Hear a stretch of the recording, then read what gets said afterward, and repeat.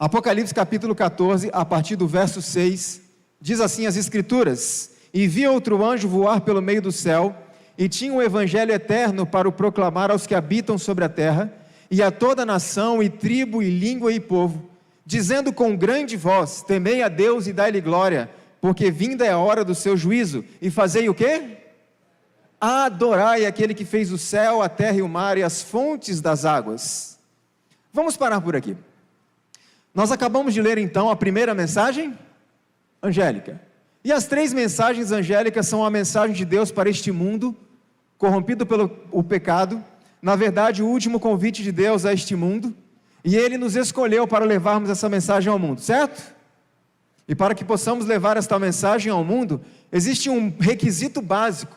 Para que nós possamos ensinar as pessoas esta mensagem, nós precisamos, em primeiro lugar, conhecê-la. Concordam comigo?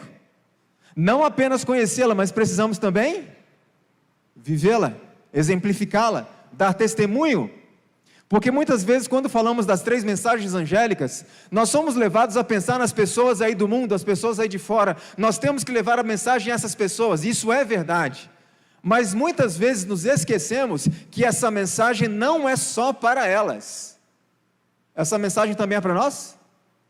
Sim ou não? Sim. Então nós precisamos estudar, nos aprofundar, para que possamos compartilhar com as pessoas que precisam conhecê-la. Bom, se você tivesse que resumir as três mensagens angélicas em uma única palavra, qual seria? Uma palavra. Adoração. E ontem à noite nós vimos um pouco a respeito do conceito, não é? De adoração. Nós tivemos que rever algumas coisas, muitos conceitos que de repente estão equivocados em nossa maneira de enxergar o que é a adoração a Deus. Mas quando nós falamos sobre adoração, existe uma experiência na Bíblia, que é a experiência que mais chama a minha atenção e mais impacta a minha mente no contexto da adoração, e de pessoas que preferiram a morte do que adorar falsos deuses. A história de quem? Dos 3 companheiros de Daniel. Como eram seus nomes?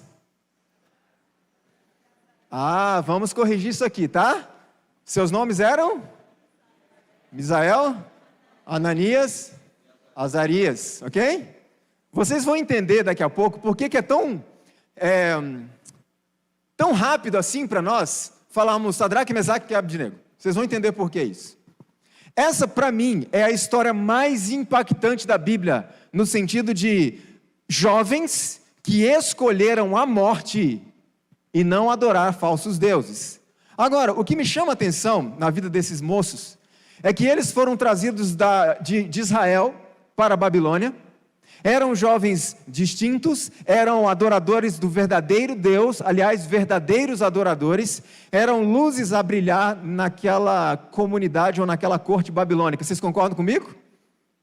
Eram luzes a brilhar e refletir a imagem do verdadeiro Deus, o Deus de Israel. Mas Satanás poderia deixar isso continuar? Será que Satanás estava se agradando daquilo? Esses 3 jovens ou 4 jovens eram um diferencial no meio daquelas pessoas corrompidas pelo paganismo. E o inimigo pensou: não, eu não posso deixar isso acontecer, não. Essa pregação precisa ser esvaziada. Como Satanás fez para impedir a pregação daqueles 3 jovens? Olha que interessante que o irmão Mate comenta sobre esse assunto. O rei não compeliu os jovens hebreus a renunciar à sua fé em favor da idolatria, mas esperava alcançar isso de que forma? Gradualmente. Olha só. Eles chegaram na Babilônia e não foram obrigados a adorarem deuses pagãos imediatamente, porque o rei, Satanás por trás dele, esperava corromper esses jovens de que forma? Devagarinho. Já ouviu falar da história do sapo fervido? Já ouviram falar dessa história? É mais ou menos isso, devagarinho. Como? Ela responde: levando-os diariamente a íntima associação com costumes idólatras, esperava induzi-los a renunciar à religião de sua nação e unir-se ao culto dos babilônios. Em resumo, esses jovens distintos, servos de Deus, estavam ali na corte de Babilônia, estavam ali no mundo, e Satanás não podia deixar que a luz deles brilhasse. Então Satanás se propôs a corromper aqueles jovens de forma gradual, aos pouquinhos, levando-os sutilmente e imperceptivelmente a associarem-se com os costumes do mundo. Perceberam a estratégia, sim ou não? Será que ele tem usado a mesma estratégia hoje? Sutileza, costumes mundanos sutilmente vão invadindo a vida de um jovem cristão, ou de adultos também. Agora veja que interessante uma coisa. A ideia ali não era forçá-los a princípio. A ideia era manipulá-los, corrompê-los devagarinho, de forma que eles sequer percebessem. E para isso Satanás usou um sistema educacional muito bem arquitetado para esse fim. E nesse sistema educacional, Satanás usou 3 ferramentas básicas para corromper aqueles jovens. Por que isso é importante para nós hoje? Veja só por quê. A história vai acontecer o que com ela? Se repetirá. A falsa religião será exaltada. O primeiro dia da semana será exaltado como foi a imagem na antiga Babilônia. A irmã White está dizendo que o que aconteceu lá na corte de Nabucodonosor vai acontecer? Vai acontecer? De novo.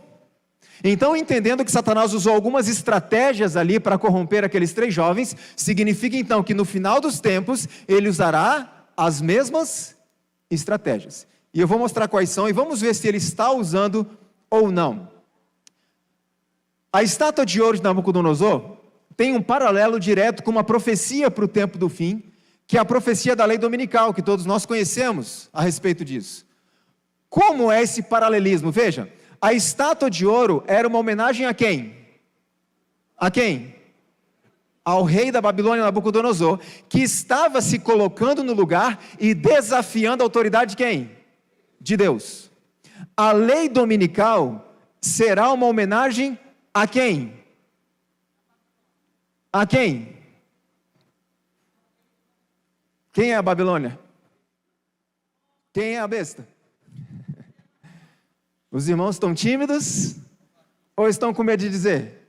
Veja, a lei dominical é uma homenagem que os Estados Unidos da América farão ao poder papal, que se coloca no lugar e desafia a autoridade de quem? De Deus, como tendo poder para perdoar pecados e mudar a lei de Deus.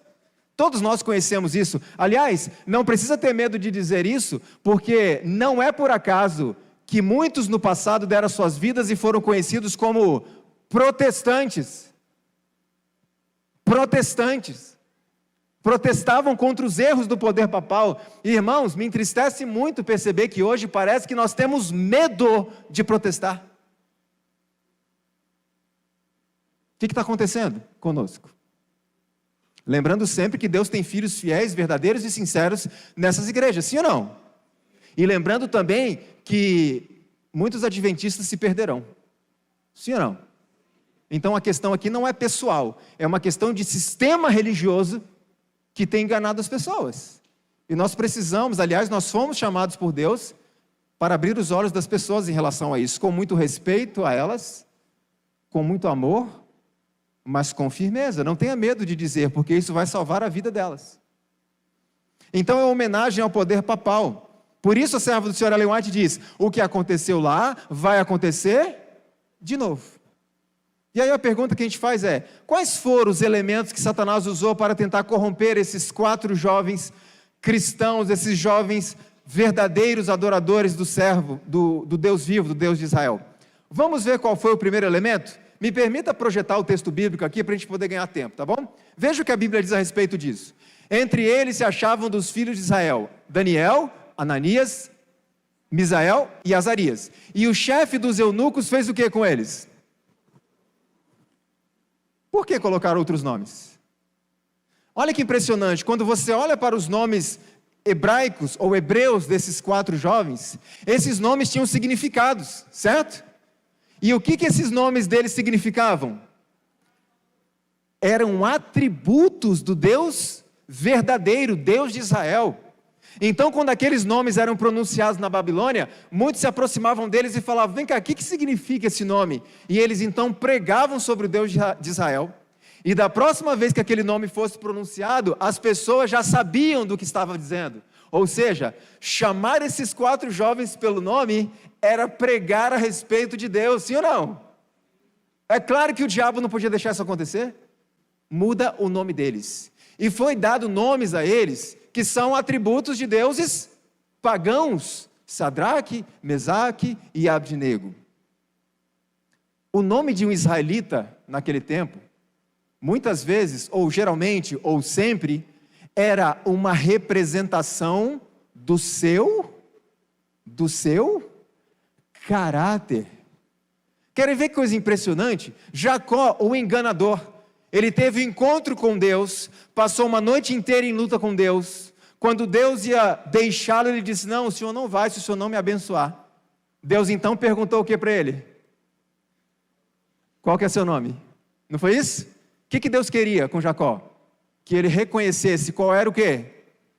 O seu caráter. E ele disse: meu nome é Jacó, o enganador. E o que Deus fez antes de ir embora? Mudou o nome. Por que Deus mudou o nome de Jacó naquele momento? Porque houve uma mudança de caráter. Olha outra coisa, todos sabemos que quando chegar ao céu, nós vamos receber uma pedrinha branca. E o que vai ter nessa pedrinha branca? Um novo nome, irmãos. Por que eu não posso chamar Leandro no céu?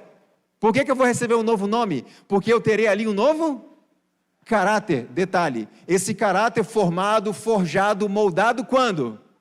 Agora. Preste atenção nisso. Jesus não muda o caráter de ninguém em sua volta. A obra de transformação tem que ser feita agora, porque Cristo não virá salvar ninguém. Espera aí, Leandro. Jesus não vem salvar ninguém? Não. O que ele vem fazer? Ele vem buscar os que foram salvos, porque o momento da salvação é agora. É hoje, é hoje, é hoje, até que ele venha. Então muda o nome, muda o caráter. Funcionou com os companheiros de Daniel, essa estratégia de mudar o caráter deles, mudando o nome? Claro que não, eram servos de Deus, e aliás, eles não mudaram os nomes porque eles quiseram, eles eram escravos. Aliás, não funcionou na vida deles, mas você percebeu que funcionou na nossa? Como é o nome dos companheiros de Daniel? O que a gente responde automaticamente? Sadraque, Mesaque e Abdenego. Veja como funcionou no decorrer dos séculos, como que esses nomes pagãos nós gravamos muito mais facilmente do que os seus nomes hebreus. Então, peraí, tem uma coisa que a gente precisa entender agora. Se o que aconteceu lá vai acontecer de novo, significa que no fim dos tempos, Satanás então iria trabalhar para mudar um nome. Um nome que carregue um caráter. Concordam comigo? E a pergunta que eu faço é: que nome é esse que Satanás trabalharia para mudar no fim dos tempos? Querem saber? Vamos ver o que o Senhor nos revelou. Olha só. Somos o quê? Adventistas do sétimo dia. Foi o nome que o pastor Ted Wilson nos deu. Quem deu esse nome para nós? O Senhor nos deu. Desse nome nunca nos devemos envergonhar. Foi-me mostrado que esse nome significa muito. E ao adotarmos esse nome, nós seguimos o procedimento ou esclarecimento que nos foi dado pelo céu. Quem escolheu o nosso nome? Deus escolheu o nosso nome. O que há nesse nome de tão importante, irmãos? Veja, quando alguém passa na rua aqui na frente e vê na placa assim, ó, Igreja Adventista do Sétimo Dia, qual é a pregação que essa pessoa escuta? A irmã White diz que esse nome foi escolhido por Deus, porque esse nome suscita a curiosidade de mentes indagadoras. Que negócio é esse de Adventistas do Sétimo Dia? E eles vão pesquisar, e eles vão ter uma pregação completa. O sábado é o dia do Senhor, e Jesus vai voltar. Só que Ellen White teve uma visão. E Deus mostrou o seguinte para ela, preste atenção nisso. Foi-me mostrado um grupo sob o nome de Adventistas do Sétimo Dia, que estava aconselhando que a bandeira ou o sinal que nos torna um povo distinto, um povo o quê?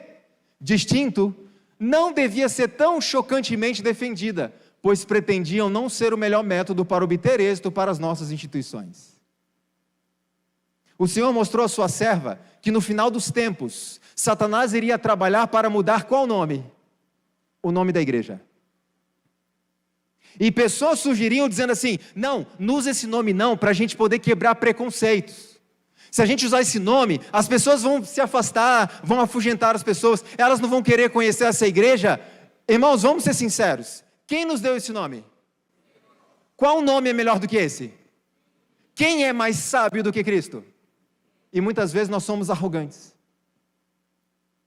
E nós queremos escolher outros nomezinhos para quebrar supostos preconceitos, para que as pessoas venham e não se sintam, e não percebam que a gente é diferente, mas vem cá, Deus nos chamou para ser o quê? Preste atenção numa coisa. A gente ouve muitos jovens falando assim, o jovem tem que fazer o quê? A diferença. Sim ou não?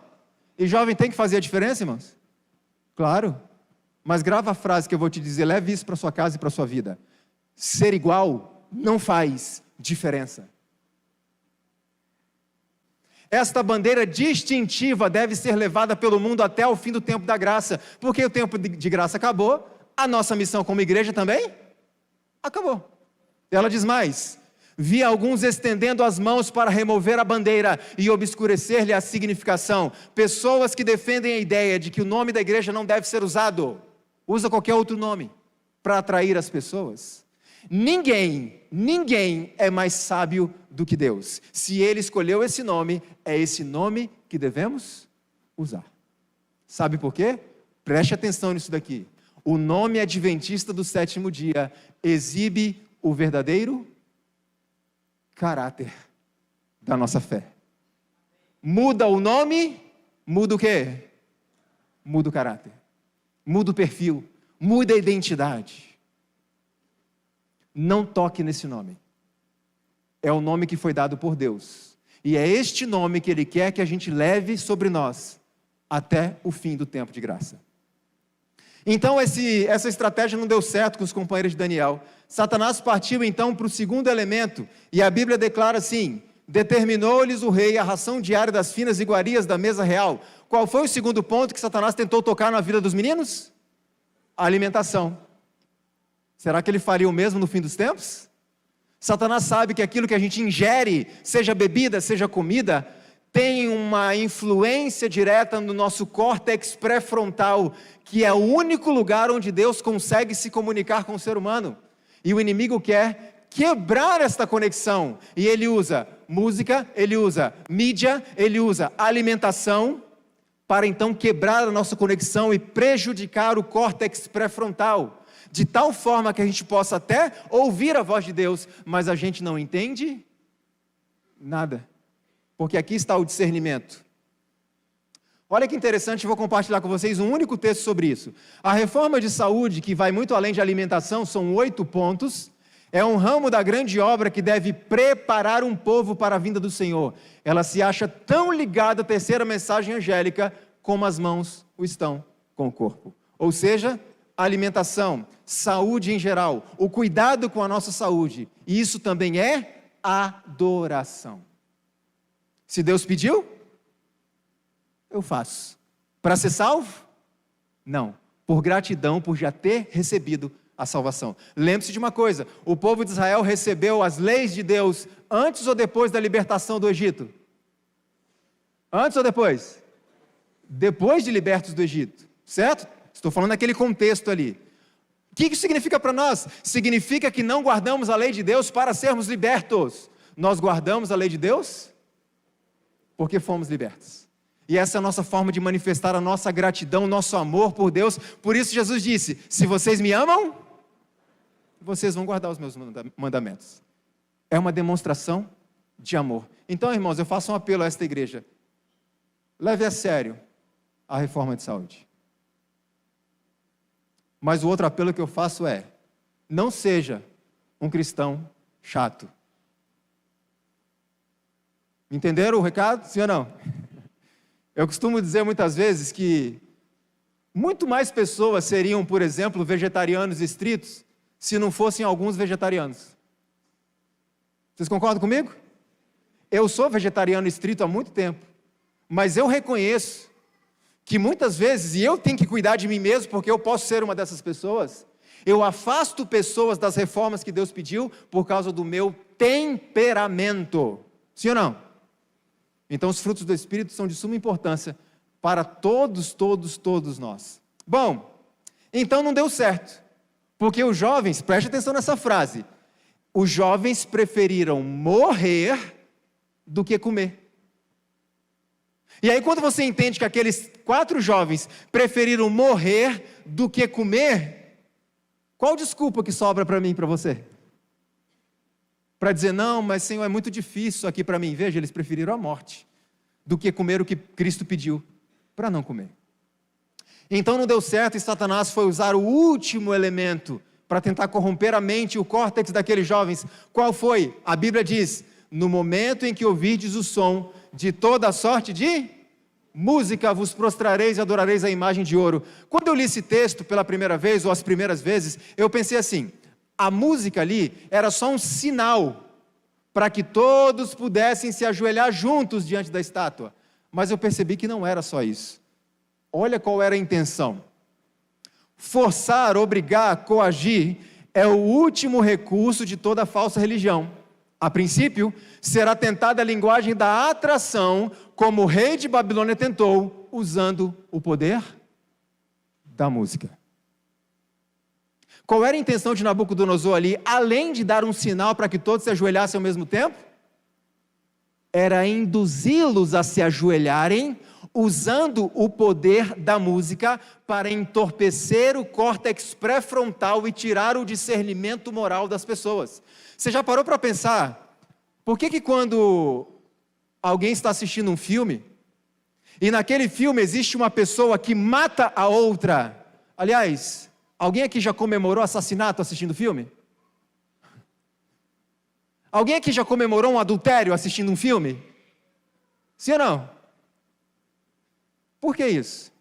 Córtex pré-frontal inibido, discernimento moral não existe mais. Então, o inimigo tentou usar a música para entorpecer o córtex pré-frontal desses jovens. Olha só o que a irmã White comenta mais. Satanás fará da música um laço pela maneira por que é dirigida. E todos nós concordamos que existe música apropriada e música que não é apropriada. Não existe discussão em relação a isso. A discussão é, qual é qual? O gosto pessoal é critério para decidir se uma música serve ou não serve? Não, porque tem muita gente... Aliás, equilíbrio é um conceito 100% objetivo? Cada um tem o seu conceito de equilíbrio, já percebeu? Tem muita gente aí que ouve death metal gospel e acha que é bastante equilibrado. Mas para mim não é. Então a pergunta é, o equilíbrio de quem nós vamos tomar como base para decidir que música é e que música não é apropriada?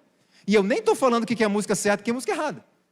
O que eu estou dizendo e o que eu vou fazer nesse final de semana é apresentar os meus critérios, que eu estabeleci para quem? Para mim, para a minha prática musical nesses 30 anos que eu trabalho com música na igreja. Entendem? Porque vocês concordam comigo que nós precisamos ter critérios, sim ou não? E esses critérios não podem ser fundamentados no coração, nas emoções, no que as pessoas gostam. Temos que ter fundamentos muito mais profundos e objetivos e práticos do que isso. Por que Satanás usa essa arma e por que ela é tão poderosa? Veja, a Bíblia, ela nos dá uma ordem, isso aqui eu acho extraordinário, irmãos. Cantai louvores com inteligência. Algumas versões dizem com harmonia, mas na verdade a palavra original hebraica usada ali, que foi traduzida como inteligência, significa exatamente isso, inteligência, sabedoria, discernimento. Cantai louvores com inteligência. Então nós precisamos refletir um pouco mais sobre isso. Por que a música é uma ferramenta tão perigosa? Esse aqui é um artigo publicado no Caderno de Física da Universidade Federal do Espírito Santo. Aliás, hoje à tarde eu vou trazer algumas informações para vocês, e vocês vão ver que 99% do que eu vou trazer não foi escrito por crentes.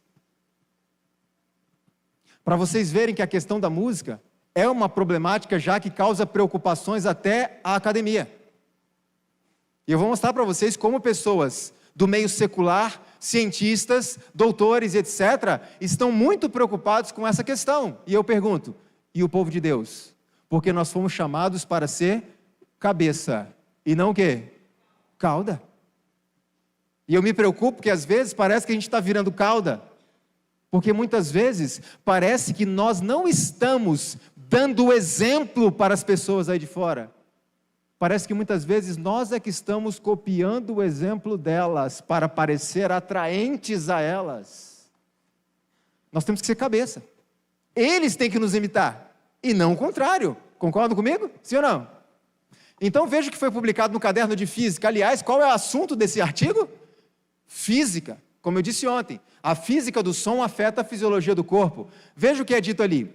Estudos mostraram que o impacto da música no sistema nervoso afeta processos tais como frequência cardíaca, respiração, pressão sanguínea, digestão, equilíbrio hormonal, o humor e as atitudes, ou seja, as raízes dos nervos do ouvido são extensamente distribuídas e possuem mais ligações com todas as funções de nosso organismo do que qualquer outro órgão sensitivo. A ciência está preocupada com isso. A música pode nos deixar doentes? Fisicamente, sim ou não? Claro. Inclusive é um ramo da saúde hoje que se chama musicoterapia. Quer ver que interessante isso daqui? A música afeta a pressão sanguínea, afeta a frequência cardíaca. Alguma vez vocês já foram expostos a certa estrutura musical que fez o coração acelerar? Alguma vez vocês já foram expostos a certa estrutura musical que fez o pezinho bater sem você perceber praticamente? Já?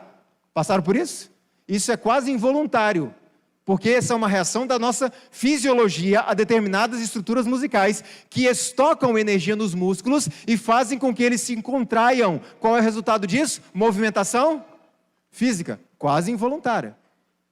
E irmãos, os meus questionamentos voltados à questão da música que nós temos usado, muitas delas, não diz respeito a questões místicas. Porque o espiritualismo, porque isso, claro que isso aí está incluído em muitas dessas questões, mas os meus questionamentos são acadêmicos. Está claro esse ponto? São acadêmicos. E eu vou mostrar à tarde para vocês alguns dos meus questionamentos com base no que a academia tem dito a respeito disso, porque o mundo está preocupado. E nós? Pergunta, a música pode manipular os nossos sentimentos? Sim ou não? Interessante que a gente tem dificuldade muitas vezes de usar a música de uma forma saudável. Querem ver uma coisa? Imagine uma mocinha que estava namorando um rapaz e ela estava muito apaixonada e depois de algum tempo esse rapaz largou ela. Como é que ela fica? Ela fica deprimida, ela fica chateada, ela fica mal. Eu pergunto, dentro do aspecto saudável da música, que tipo de música essa mocinha deveria ouvir neste momento? Uma música mais alegre, mais dinâmica, para que o corpo dela reagisse e combatesse aquela tristeza, aquela depressão. Mas essa mocinha vai ouvir que tipo de música? Nessa situação? Ela vai ouvir aquela música de sofrência, né? Aquela música que vai deixá-la ainda mais o quê? Para baixo. Ainda pior. Veja como nós temos que repensar algumas coisas e ouvir música e cantar música como diz a Bíblia? Com inteligência. A música ela pode mudar os nossos sentimentos e manipular os sentimentos. Eu estou triste, ouço uma música, me sinto melhor. Ou estou tranquilo, ouço uma música e me sinto mal. Alguém já ouviu uma música assim que te deixou meio para baixo? Você começa a ouvir aquilo, prestar atenção naquilo e você começa a se sentir mal. Interessante que a gente até caracteriza as músicas pelos sentimentos que elas evocam. Por exemplo, temos áudio aí? Quando a gente ouve determinados estilos de música, a gente caracteriza a música pelo sentimento que ela provoca. Um exemplo disso. Quando a gente ouve esse tipo de música, a gente diz, essa é uma música o quê? O quê? Alegre, feliz, animada. É assim ou não é? Por quê? Porque esse é o sentimento que ela evoca. Olha o outro exemplo. E quando nós ouvimos esse tipo de música aqui?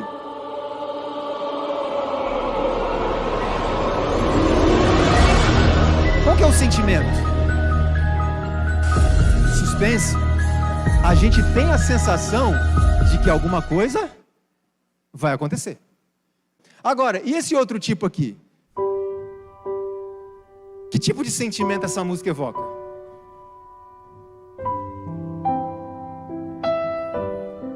Tranquilidade, talvez?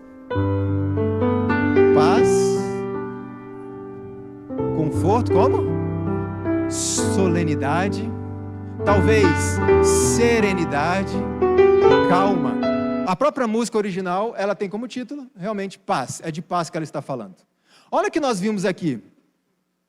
A música manipula, ela mexe, ela estimula as nossas emoções. Então, espera aí. Vocês concordam comigo que nós hoje, um dos grandes problemas que temos como indivíduos hoje, é a reverência na casa de Deus? Concordam comigo ou não? Precisamos de uma reforma na reverência na casa de Deus? Sim. Muitas vezes eu, enquanto músico, eu cometo o seguinte equívoco. Se a música é capaz de moldar os sentimentos das pessoas, vocês estão ouvindo isso? Vocês estão ouvindo o que eu estou ouvindo? O silêncio? Se uma música é capaz de fazer isso, e se eu quero evocar na congregação uma atitude de reverência, de solenidade, eu pergunto, que tipo de música eu tenho que usar para isso? Muitas vezes, irmãos, eu enquanto músico, eu escolho uma música que evoca agitação. É possível haver reverência depois disso? Então a gente muitas vezes vê pessoas ali pulando, gritando aquela música animada, empolgada, e depois que a música acaba, chega alguém, vai à frente e diz, irmãos, jovens, adolescentes, por favor, fiquem em silêncio, sentem, agora é o momento de estudar a palavra. Eu pergunto, tem condição de ficar em silêncio? Não, porque a música usada agitou o pessoal. Se eu quero este sentimento de reverência, de solenidade, é esta música que eu devo usar.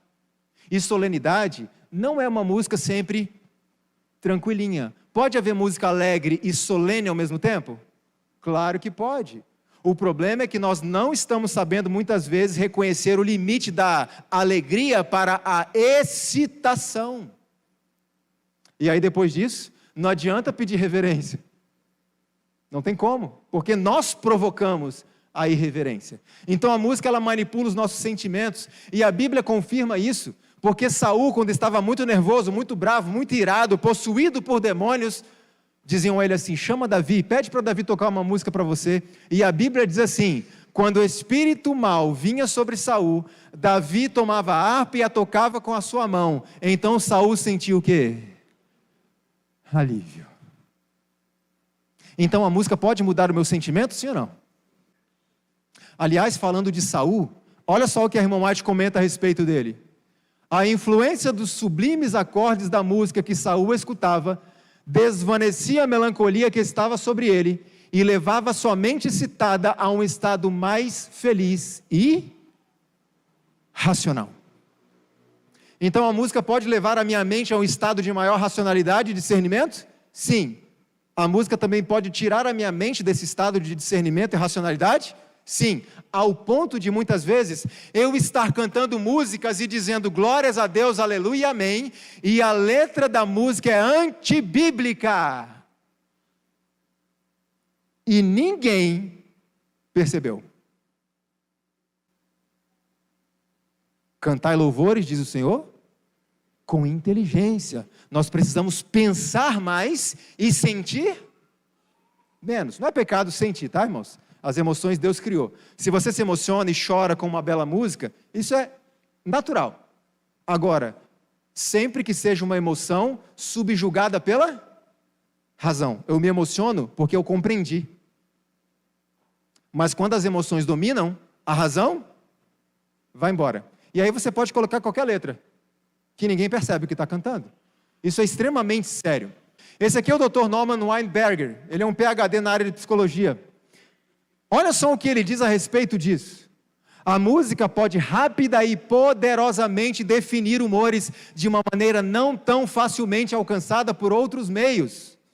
Outro especialista, o Dr. Richard Pellegrino, especializado em estudos do cérebro, ele disse assim, em 25 anos trabalhando com o cérebro, ainda não consigo afetar o estado de espírito das pessoas da forma como uma simples música consegue. Ele diz no seu artigo que ele trabalha com pacientes, terapias e terapias e terapias e terapias e não consegue mudar o espírito da pessoa. Então ele toca uma música e ele consegue com uma música o que várias sessões de terapia não conseguiram. Olha que interessante esse artigo da revista Hyper Science. Músicas trazem 13 emoções distintas. Fizeram uma pesquisa na Universidade da Califórnia, entrevistaram mais de 2.500 pessoas nos Estados Unidos e na China. Vem cá. Por que os pesquisadores escolheram um grupo dos Estados Unidos e outro grupo da China? Porque são culturas completamente diferentes. E olha só o que eles descobriram com esta pesquisa. Tocaram ali milhares de músicas de todos os gêneros e eles conseguiram mapear 13 sensações diferentes: diversão, alegria, erotismo, beleza, relaxamento, tristeza, devaneio, triunfo, ansiedade, medo, aborrecimento, incitação e empolgação. 13 emoções básicas diferentes. Um dia uma pessoa me procurou à saída, depois de um seminário sobre isso. E como eu disse a vocês ontem, esse assunto é o que eu menos falo no nosso ministério. Essa pessoa me procurou e disse assim: irmão Leandro, eu tenho um posicionamento um pouco diferente do seu em relação a um aspecto que você abordou. E eu disse: ótimo, então vamos conversar. Porque, irmãos, assim, entre aspas, né? Uma pessoa que concorda comigo é uma coisa, mas aquele que me ensina mesmo é quem? É a que discorda. Vocês concordam comigo? Que a pessoa que discorda é que acaba nos ensinando? Porque nos leva a pensar melhor. E eu, como eu disse ontem à noite, não despreze o argumento de ninguém. De ninguém. Examine, analise. Esse rapaz me disse assim: irmão Leandro, sobre essa questão dos sentimentos evocados pela música, eu acredito que isso é uma questão cultural. Não é uma questão universal, assim. Porque, por exemplo, você tocou uma música ali que para nós realmente é uma música alegre, dá até vontade de se balançar um pouquinho. Mas se você tocar essa música lá do outro lado do mundo, lá na Ásia, eles podem considerar uma música triste, sei lá. E quando esse rapaz me falou isso, sabe qual foi a minha reação, irmãos? Tem muita gente aí tendo a seguinte reação: você é músico por acaso? Já ouviu isso? Isso se chama carteirada, não faça isso. Eu olhei para esse rapaz e disse: amigo, olha só, eu nunca tinha pensado nisso. Me surpreendeu a sua colocação. E então fui para casa fazer o quê? Deixa eu estudar esse negócio que esse menino me falou. Porque eu posso estar errado e ele está certo. Irmãos, eu costumo dizer, e vou enfatizar muito isso aqui: o nosso problema como igreja não é um problema de divisão na área musical. O nosso problema se chama frutos do Espírito. Porque a partir do momento em que eu sou uma pessoa humilde, não estou dizendo que eu sou, ok? Estou falando nós. A partir do momento que eu sou uma pessoa mansa, humilde, paciente, amorosa, as nossas divergências se resolvem, sim ou não? Elas vão sendo diluídas. Então a gente não tem um problema musical. Nosso problema é de relacionamento. É o nosso temperamento que tem sido o problema. E eu não estou dizendo que eu sou um exemplo disso não, tá? Porque todos estamos nessa batalha. Então fui para casa e eu me deparei com uma revista, eu acho que eu não coloquei ali, uma revista chamada Current Biology, ou seja, Biologia Atual, Biologia Hoje.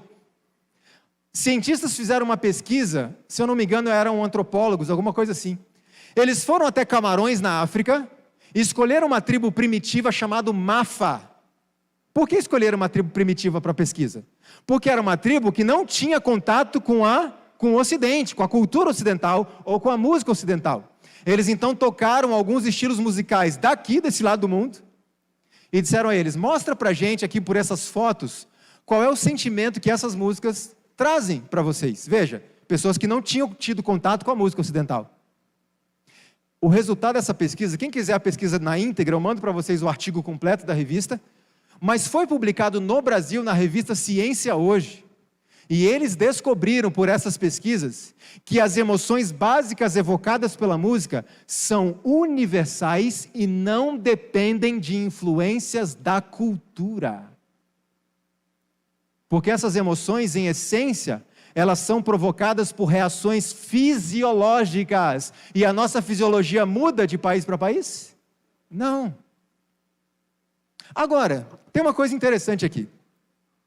Dr. Anthony Starr, no seu livro A Música e a Mente, ele é um psiquiatra lá da Universidade de Oxford, ou pelo menos foi, ele escreveu no seu livro: música provoca reações físicas similares em diferentes pessoas ao mesmo tempo. Significa isso aqui: se aquele seu vizinho ouve funk o dia todo, não importa se você não gosta daquele funk do seu vizinho, o seu corpo vai sofrer os efeitos.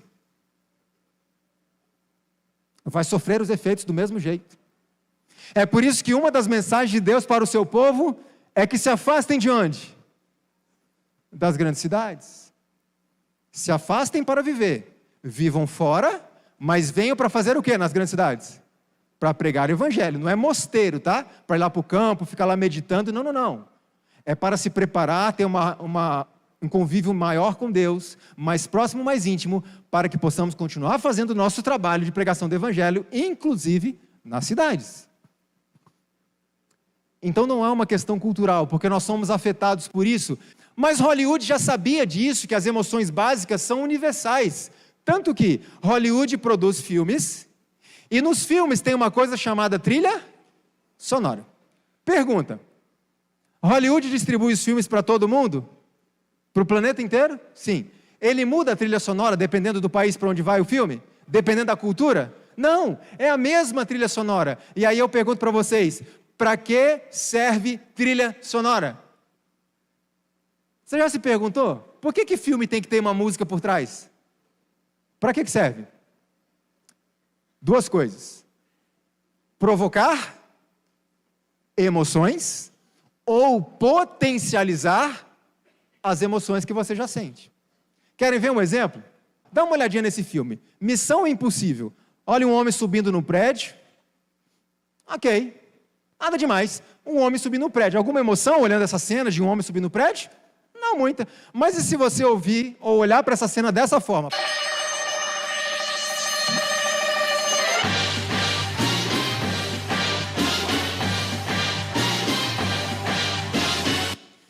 Muda?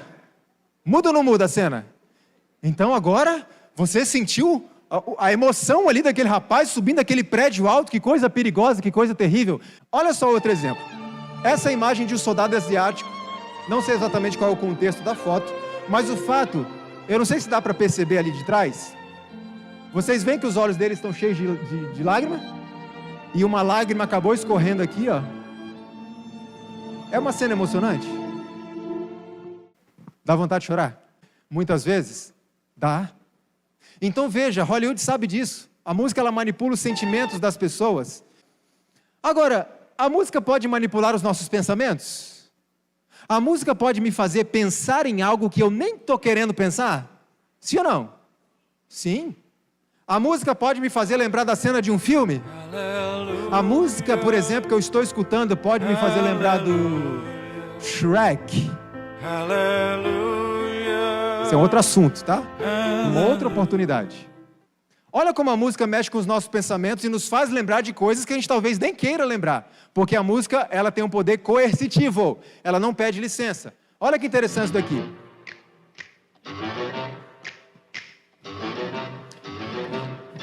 O que você está pensando agora? E se eu falar com você assim, ó, não pense na família Addams enquanto essa música tocar. É possível? Então a música, ela não pede licença. Nós não temos filtro para a música. Não temos. Por isso, cuidado que devemos ter com ela. Porque os efeitos, estou falando de som, tá? Não estou falando nem de letra ainda. Os efeitos dela podem ser benéficos ou não. Não tem filtro para isso. Tanto que a música, ela não respeita, digamos assim, nem o mal de Alzheimer. Eu não sei quantos viram uma cena muito emocionante de uma famosíssima bailarina, que ela ficou muito conhecida porque era, quando se falava da música Lago dos Cisnes, não sei quantos conhecem essa música clássica, se lembravam dela, porque diziam que era a melhor dançarina de balé de Lago dos Cisnes que a humanidade já conheceu. E ela estava com mal de Alzheimer avançado. E ela na cadeirinha de roda ali. Quando começaram a tocar o Lago dos Cisnes, vocês lembram o que aconteceu?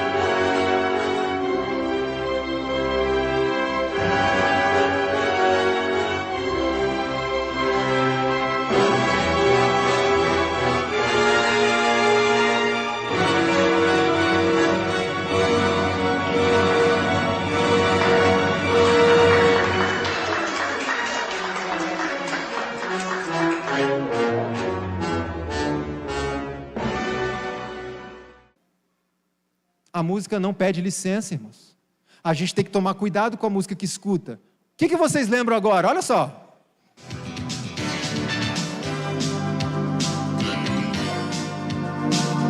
O que veio na cabeça? Jornal Nacional. E perceba que essa música, ela é essencialmente rítmica, ok? Male Male tem alguma melodia ou harmonia nela. Essencialmente rítmica. Mas fez lembrar do Jornal Nacional. Agora preste atenção nessa outra música. Que essa vai ser rapidinha. Preste atenção.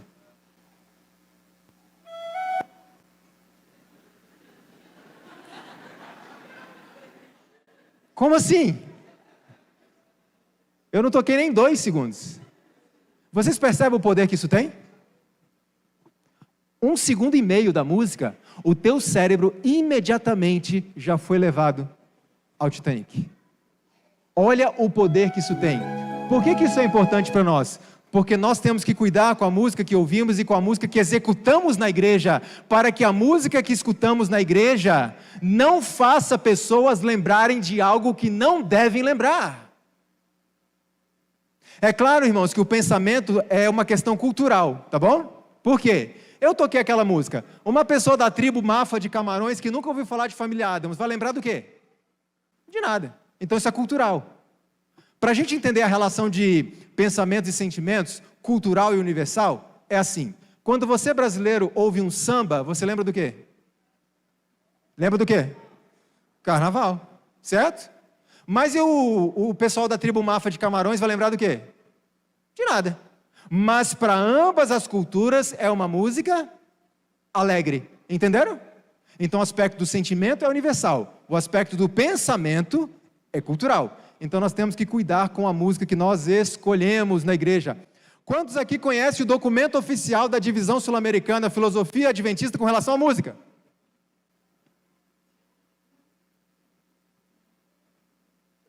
Eu estou surpreso com quão poucas pessoas conhecem. Irmãos, deixa eu dizer uma coisa séria para vocês. Qual é a posição oficial da igreja em relação à música? E o que eu vou dizer, eu digo com muito carinho, com muito respeito, ok? Com muito respeito. A posição oficial da igreja adventista é o que o Leandro Dalla fala? Não. A posição oficial da igreja adventista sétimo dia é o que um cantor famoso fala? Não. A posição oficial da igreja adventista é o que vem da Novo Tempo? Não. Qual é a posição oficial da igreja adventista? Aquilo que foi deliberado, votado, aprovado e documentado por uma comissão constituída de delegados de todo o campo. E isso é posição oficial. Por exemplo, qual é o documento mais importante que temos hoje como posição oficial da igreja? Qual é? Qual é, irmãos? Isso, vocês são tímidos, vocês sabem, mas vocês são tímidos. O manual da igreja. Aquilo é posição oficial, sim ou não? E amanhã à noite eu vou mostrar um pouco do que o manual diz para nós sobre música.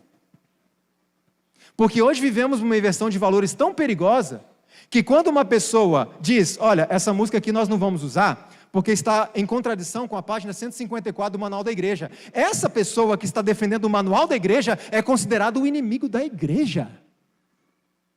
O crítico da igreja. Quando na verdade ele está defendendo o quê? A igreja.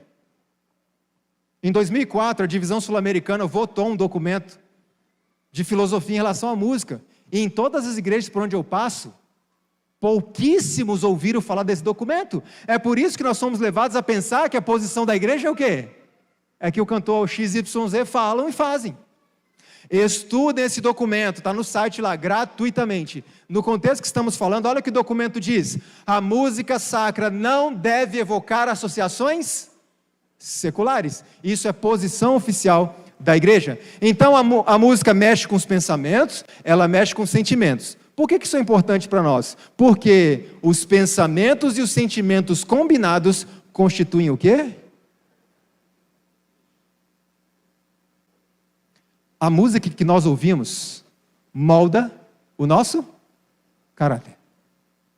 A música que eu escolho para executar na igreja está moldando o caráter, a identidade daquela igreja. E isso é muito mais profundo do que a gente pensa, Porque esse moldar conduz pessoas até uma transformação comportamental, por causa da música que escutam. Olha só o que mais Ellen White diz. Quando julgais que como cristãos não vos é requerido restringir os pensamentos e sentimentos, sois levados sob a influência dos anjos maus e convidais a sua presença e o seu domínio. Ou seja, nós precisamos controlar os nossos pensamentos, sim ou não? Sim. Precisamos controlar nossos sentimentos? Sim. A Ellen White diz, se você chegar à conclusão de que não precisa controlar os pensamentos e sentimentos, você fica à mercê de Satanás. E ele manipula do jeito que ele quiser. Como a música mexe com sentimentos e pensamentos, significa isso daqui. Quando uma igreja, quando um indivíduo chegar à conclusão de que não precisa filtrar, restringir, discernir a música, mas que tudo serve, ou então aquilo que agrada as pessoas, nos colocamos à mercê de Satanás. Aliás, que é um grande especialista em música, sim ou não?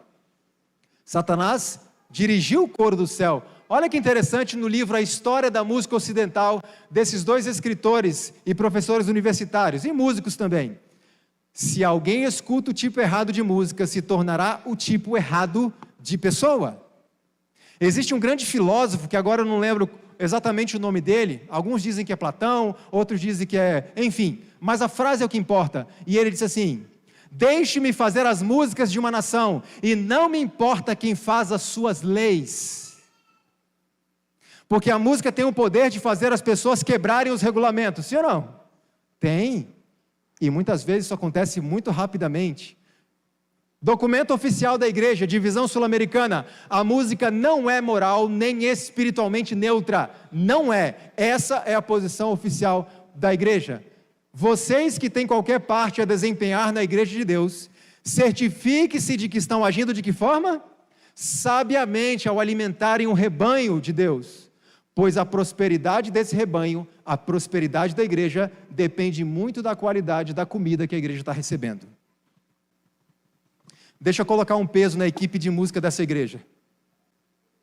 Nós temos que ter certeza de que estamos usando a música certa. Certeza. Porque o progresso espiritual de uma igreja depende também do tipo de música que essa igreja pratica. Então eu, como líder, tenho que ter certeza que eu estou fazendo o que é correto. Não brinca com Deus. Porque instrução? Tem. Nós estamos lidando com um inimigo que é especializado em música, e ele tem um ódio desta igreja. Olha só o que é relatado em relação a Satanás. Os anjos associaram-se a Adão e Eva em santos acordes de harmoniosa música, e como seus cânticos ressoassem cheios de alegria pelo Éden, Satanás ouviu o som de suas melodias de adoração ao Pai e ao Filho. E quando Satanás ouviu, a sua inveja, ódio e malignidade aumentaram, e ele expressou a seus seguidores a sua ansiedade por incitá-los a desobedecer, atraindo assim sobre eles a ira de Deus, e mudando seus cânticos de louvor em ódio e maldições ao seu Criador. Desde aquele tempo, Satanás tem trabalhado para corromper o povo de Deus, e transformar os cânticos de louvor do povo de Deus em cânticos de maldições contra Deus. É possível que eu esteja cantando uma música que Deus detesta? Que seja uma maldição para Ele? Sim ou não? Sim. Então eu não estou aqui dizendo qualquer qual, mas eu quero que saiamos daqui com essa ideia, com essa consciência. Precisamos pensar melhor no que estamos fazendo. Não é o gosto do povo que conta. Não é a vontade dos jovens, não é a vontade das pessoas de outras igrejas, não é o que o mundo está fazendo, não é o que atrai. São os princípios estabelecidos pelo próprio Deus, e Ele nos deu informações. Satanás, esse vigilante adversário, se intromete em cada compartimento do lar, em toda a rua e aonde mais?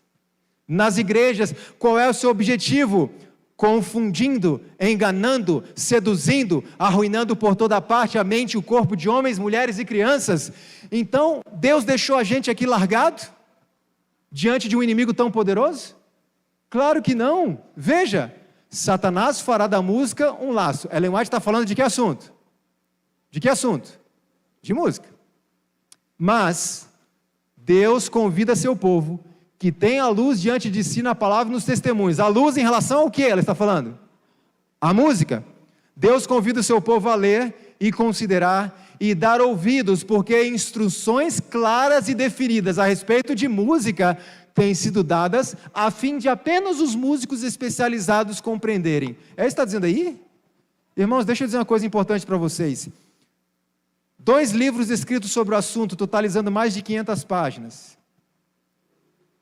E os seminários que eu apresento sobre música, que são pouquíssimos, muito raros, mas ainda apresento alguns, 90% do que eu falo, eu não aprendi em escola de música. É uma busca pessoal que quantas pessoas podem fazer? Todas. Qualquer um. E nós precisamos buscar estes princípios. E eu encerro com este texto.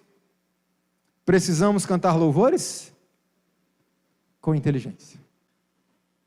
Ficou claro aos irmãos que a gente precisa se preocupar mais com esse assunto, sim ou não? Era só essa a proposta dessa manhã. A gente precisa se preocupar mais com isso, estudar mais, prestar mais atenção, para que possamos cantar com inteligência.